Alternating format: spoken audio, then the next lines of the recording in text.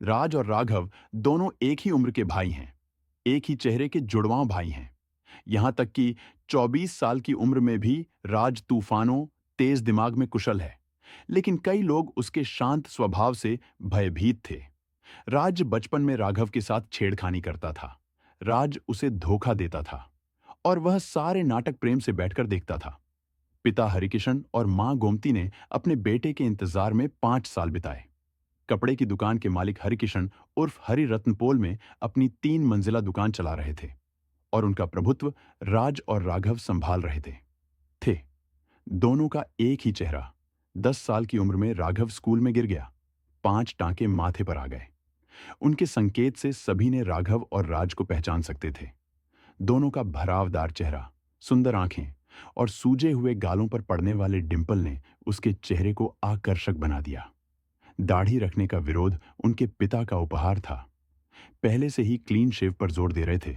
हरिभाई ने दोनों को एक क्लीन शेव में रहने का आदी बना दिया था। गोमती की मौत के 1 साल से भी कम समय बीत चुका था, लेकिन लड़कियों के माता पिता ने उसे और उसके रिश्तेदारों के सामने शादी का प्रस्ताव उन दोनों के लिए रखते थे। हम आपके किसी भी बेटे से मेरी बेटी के लिए ब्याह करेंगे। एक दिन सुसह धनसुख भाई का फोन बजा। मुझे मेरी मोहिनी बेटी के लिए बात करनी थी। जरूर, मैं कुंडली में विश्वास नहीं करता। मैं चाहता हूं कि तुम्हारी मोहिनी मेरे बेटे राघव के लिए शादी करे। हरिकिशन ने फोन पर बात करते हुए कहा। ठीक है, मैं कल आपसे फोन पर बात करूंगा। आप अपने बेटे को सूरत भेजो। एक बार जब दोनों एक दूसरे को देखेंगे और चुनेंगे, हम आगे बढ़ेंगे। हरिभाई ने घर आकर राघव और राज से बात की। फिर राघव से कहा, तुझे धनसुख भाई की बेटी को देखने जा रहे हो। आप कब जा पाएंगे? मेरे पास कोई जगह नहीं है। आप राज के लिए बात करो। नहीं, पहले तुम, आप बड़े हैं। आपको अपनी शादी पहले करनी है। और हाँ, आप उस लड़की के लिए मना तो नहीं करता है ना, जो 1 साल पहले तूने देखी थी? पापा की बात उड़ाकर राघव बोला, मैं कितना बड़ा हूं? 1 मिनट। जो भी हो, आपको सूरत जाना है। पिताजी, फिर एक काम करो और मेरी ओर से राज को भेज दो। वह मेरी पसंद जानता है। मैं नहीं जाऊंगा। हरिकिशन ने हार मानते हुए कहा, ठीक है राज, 2 दिन बाद सूरत आ जाओ। तुम्हारा चेहरा और राघव का चेहरा एक ही है। मोहिनी से मिलना। अरे डैडी, आप मुझे इसमें कहां फंसा रहे हो? बेटा, आज नहीं तो कल तुम दोनों की शादी करनी होगी। राज समझदार थे और व्यावहारिक भी। साथ ही उसका दिमाग भी ठीक चल रहा था।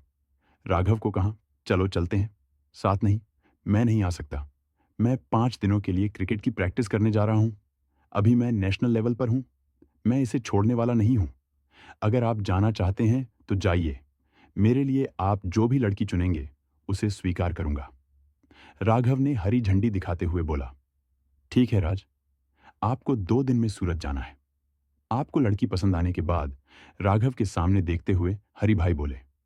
2 दिन बाद राज सुबह उठे और बापा हरकिशन से नाराज हुए थे। पिताजी भी कैसे हैं? मैं राघव के लिए एक लड़की देखने जा रहा हूं और वह भी सूरत। अहमदाबाद में लड़कियों की कमी है। सूरत की लड़की? सूरत वाले तो गाली गलौच में बात करते हैं। सब लोग गाली नहीं बोलते होंगे। हमारे कई परिवार वहां रहते हैं। मैंने उनको नहीं सुना है। चलो चलो, बात करते हैं। चलो राज, चलो चलते हैं। सूरत कितनी दूर है?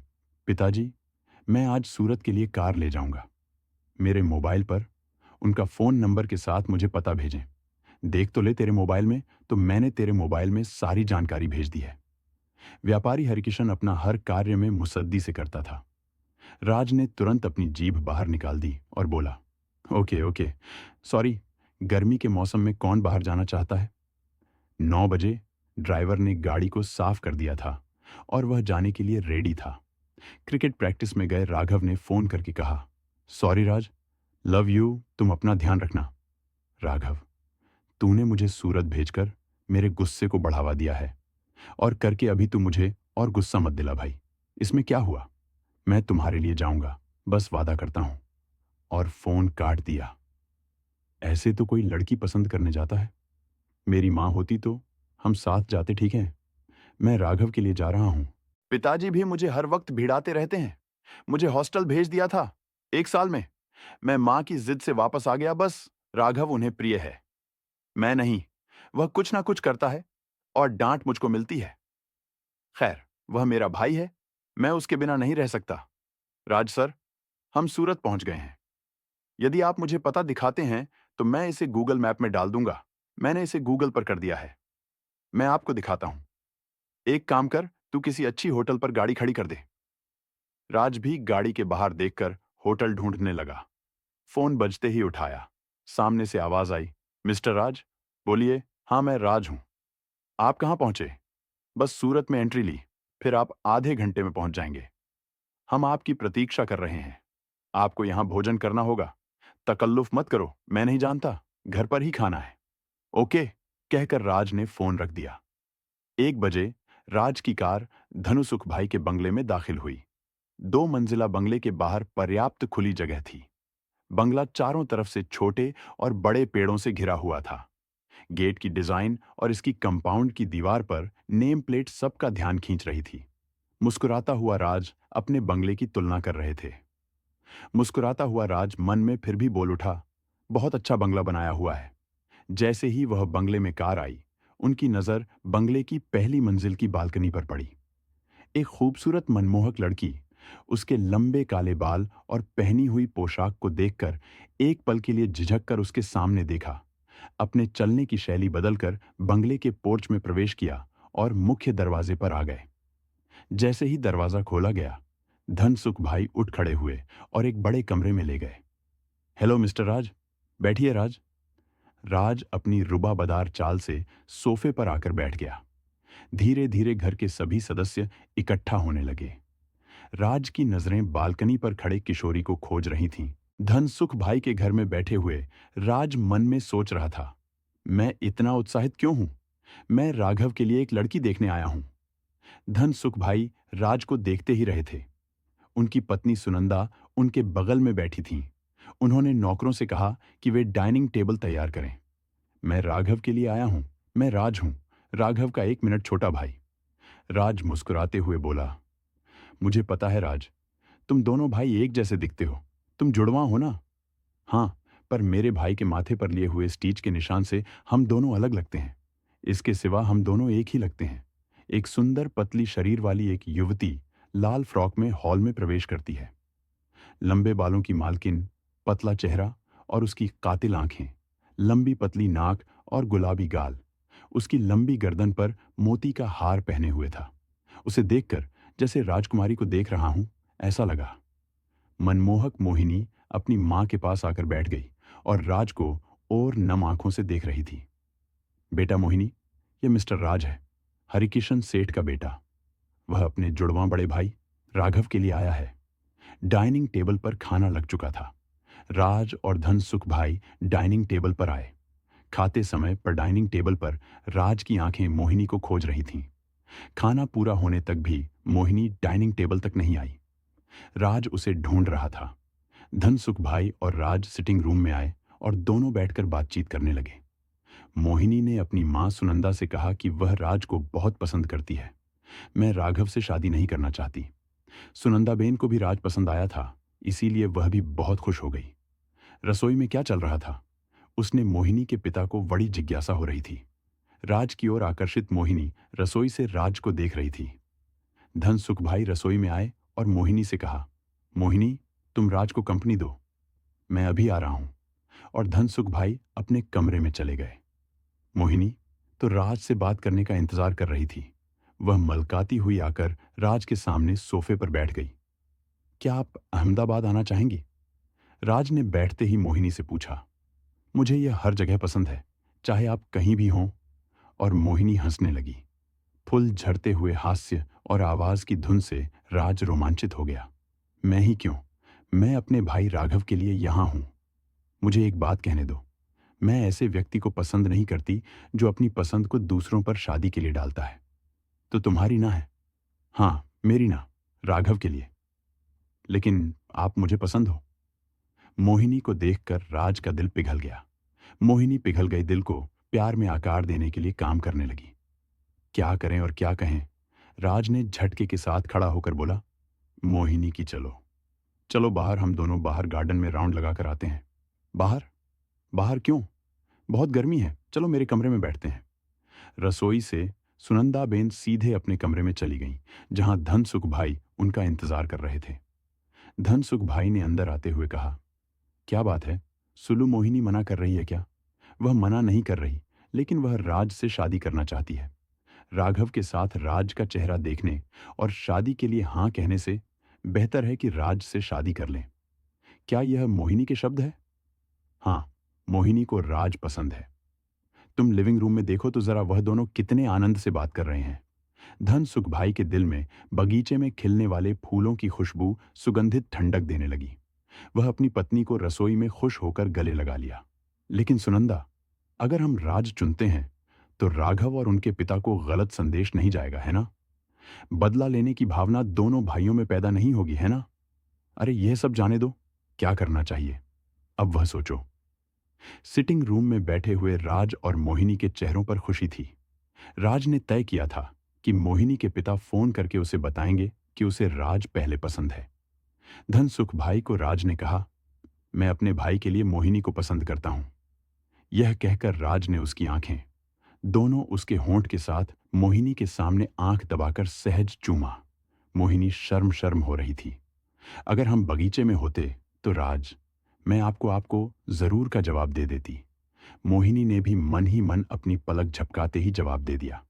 अहमदाबाद से सूरत के लिए रवाना हुए राज मोहिनी के विचारों में पूरी तरह खो गए थे। मैंने कॉलेज में बहुत सारी लड़कियों को देखा, बहुत मजाक किया। मैं उस माहेश्वरी को अप्सरा कहता था। अरे यार, मोहिनी को देखो, भगवान ने उसे क्या सुंदर रूप दिया है। वाह, भगवान वास्तव में मोहिनी के प्यार में पड़ने जैसा है। अच्छी खबर यह है कि मेरे पिताजी ने मुझे यहां भेजकर मेरे लिए अच्छा काम किया। राघव भी सुंदर है। अगर वह गया होता तो मोहिनी मेरी भाभी होती। Thank you my daddy, thank you my god Raj. Mohini अप्सरा के सपने में अहमदाबाद में उनके घर आए। जैसे ही वह अंदर आए, हैरी किशन उनके इंतजार में डाइनिंग टेबल पर बैठे थे। डैड, अभी फ्रेश होके आता हूं, कहते हुए राज ने अपने कमरे में गुनगुनाते हुए सीढ़ियों में से जा रहा था। हरिकिशन भाई की अनुभवी आंखें मुस्कुराईं और बोले, राज, आपको मोहिनी पसंद आई होगी। मैंने तुम्हें कभी इस तरह गुनगुनाते नहीं देखा। एक महिला घर में आएगी। मुझे नहीं पता कि राघव क्यों नहीं देता। उन्होंने डाइनिंग टेबल के पास दीवार पर गोमती के फुल साइज फोटो को देखा और कहा, यार, तुम जल्दी चले गई। तुम मुझे अपने साथ क्यों नहीं ले गई? 1 साल भी नहीं हुआ जब से आपने मुझे छोड़ा। 1 साल पहले राघव के साथ आप जिस लड़की को देखने गए थे, उसका क्या हुआ? गोमती का चेहरा और हर पल हरिकिशन की आंखों के सामने देखते हुए वे अतीत की यादों में खो जाते हैं। मैं दुकान जाता हूं। सफेद शर्ट और सफेद पैंट पहने गोमती ने हरिकिशन की दुकान से उड़ान भरी। खड़े होने के दौरान गोमती पूजा के कमरे में भाग गई और उसके माथे पर तिलक लगा दिया और उसके माथे को झुका दिया। हरिकिशन ने अपनी पत्नी के माथे पर कुमकुम की अंकित की छाप लगा दी और उसे हल्के से चूमा और बोला, पुत्रवती भव। बस अब हर दिन सिर्फ पुत्रवती भव कहते हो, लेकिन भगवान कहाँ सुनता है तुम्हारा आशीर्वाद? जरूर सुनेंगे। हमने इतने डॉक्टरों को दिखाया है, परिणाम नहीं आता है। किसी की शारीरिक गलती नहीं है, हालांकि उनकी इच्छा के बिना कुछ भी नहीं होता है। फिर पुत्रवती भव को कहना बंद करो। गोमती हरिकिशन से लिपट कर रोने लगी। गोमती, मुझे भावुक मत करो। नहीं है तो क्या हुआ, हम दोनों एक दूसरे के बच्चे बन जाएंगे। नहीं नहीं, मुझे एक बच्चा चाहिए। मुझे बहुत दुख होता है जब मैं छोटे बच्चों को खेलते देखती हूं।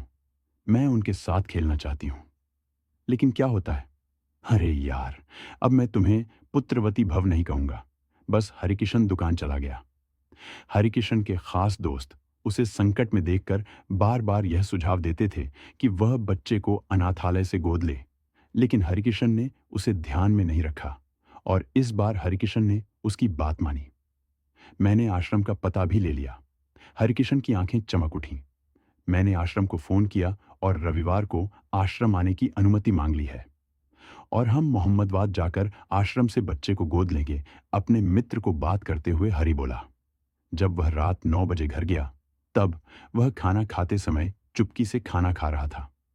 हर वक्त वह खाना खाते समय गोमती को पूरे दिन की चर्चा करता था, लेकिन आज वह चुप था।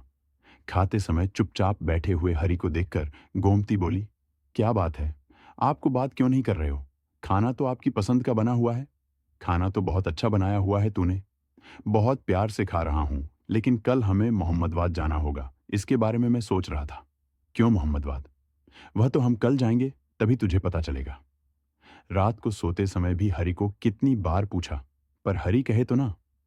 गोमती को चैन नहीं मिलने पर वह आधी रात को उठकर बोली, कहाँ जाना है? और वह उसकी छाती पर लेट गई। अपने आप को गोमती से बचाते हुए बोला, पहले तो उत्तर। और उसने को अपने दोनों हाथों से लॉक कर दिया था कि उसे उतारना नहीं चाहता था। मोहम्मदवाद हाईवे पर एक अनाथालय है। मैंने आज फोन किया। वह हरि के शरीर से उतर गई, अपने दोनों हाथ उसकी छाती पर रख दिए और अपना चेहरा उसके पास लाया और ध्यान से सुनने लगी। वहां हम जा रहे हैं। मेरा मन कहता है कि हमें बच्चे नहीं हैं, लेकिन हम उस बच्चे के नाथ क्यों नहीं हो जाते जो अनाथ है। कमरे की बत्ती की रोशनी में गोमती की आंखें चमकने लगीं। सच में ले जाएगा? हम एक छोटे बच्चे को गोद लेंगे, ठीक उसी तरह। हाँ गोमती, हम माता पिता जरूर बनेंगे। घर पर बच्चा किलोल करेगा और हमारा घर स्वर्ग होगा। गोमती भजन गाती हुई रविवार की सुबह पूजा करती थीं। जैसे ही गोमती पूजा के कमरे से बाहर आईं, उन्होंने कहा, मुझे कुछ अच्छा नहीं लगता, हम डॉक्टर के पास जाकर आते हैं। क्यों अचानक? हम लोगों ने मोहम्मदवाद जाने की योजना बनाई और मुझे हर बार मेरा कदम भारी लगता था, फिर कुछ अलग हुआ। मुझे आपको 2 महीने पहले बताना था कि हमें डॉक्टर को दिखाना चाहिए, लेकिन हर बार की तरह मुझे डर लगा, तो इसीलिए मैं चुप रही थी। मेरा मतलब है, तुम गर्भवती हो? नहीं पता। चलो डॉक्टर के पास जाते हैं, फिर पता चलेगा। हरि ने ओ माय गॉड कहा और गोमती को उठा लिया।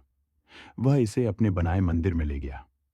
हरिकिशन की बात सुनकर भगवान ने गोमती को जुड़वां बच्चों को जन्म दिया। कहाँ खो गया पिताजी? उसके कंधे पर हाथ रखकर राज बोला। हरिकिशन सीधे ख्यालों में से निकलकर राज के पास आया। आप माँ से क्या बात कर रहे थे पिताजी? आप घंटों तक क्या बात करते हो जब आप माँ की तस्वीर के सामने बैठे होते? राज को खुश देखकर हरिकिशन ने हंसकर बात टालते हुए कहा कि क्या बात है तुझे बेटा? धनसुख भाई की बेटी कैसी लगी? बहुत सुंदर। राघव को जरूरत पसंद है, आएगी। और यह कहते हुए रुक गया।